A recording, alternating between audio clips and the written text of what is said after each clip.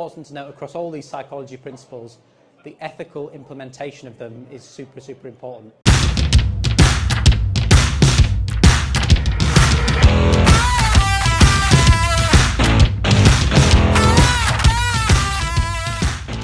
So what Booking.com did is they used this psychology hack to create artificial scarcity and tap into that loss aversion principle.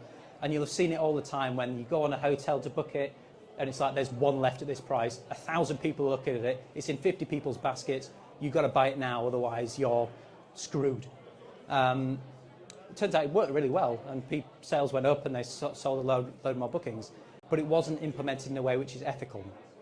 And as a result, it kind of backfired on them, and there was loads and loads of negative press about how they were misleading consumers and forcing them into a sale when it wasn't necessary. So it's important to note across all these psychology principles, the ethical implementation of them is super, super important. And this is illustrated really nicely with this example, which is to do with trying to get people to slow down when they're driving in a village in America. So they went around to all of these different houses in the village and they asked them to put up this really ugly drive safely sign in their front garden to try and get people to drive more slowly and safely through the village. 4 times as many people said yes. This is tapping into that consistency principle in that people who've made a decision here to support the campaign want to continue to support that campaign and are willing to do something that previously they would have been unwilling to do. So again, how can you implement this in your businesses? Maybe you've got a big average order value, a big sales value. Can we sell them something up front, much smaller price point, to get them in and working with you before you then go for the big ask? Before you ask for the big sign, can we sell them a little postcard to begin with? They tweaked the wording of that. So instead of just introducing Alex in lettings, they said, let me put you through to Alex. Alex has 20 years experience in lettings in this area and he's our top performing lettings agent. It led to 20% increase in appointments and 15% increase in signed contracts just by tweaking the way that they were introducing other members of the team.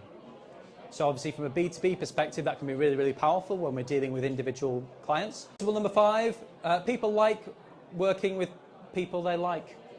This is a very, very simple principle. It can be shortened to just don't be a dick. But how powerful this principle can be might be overlooked, or I've seen overlooked by lots of businesses and lots of brands. So to summarise, we went through 7.5 principles of why we say yes. We talked about reciprocity and how I'm going to buy a Porsche one day because of that nice sales guy. Scarcity and loss aversion around the ethical implementation of these psychology principles. Authority and introducing the expert. We talked through that estate agent example.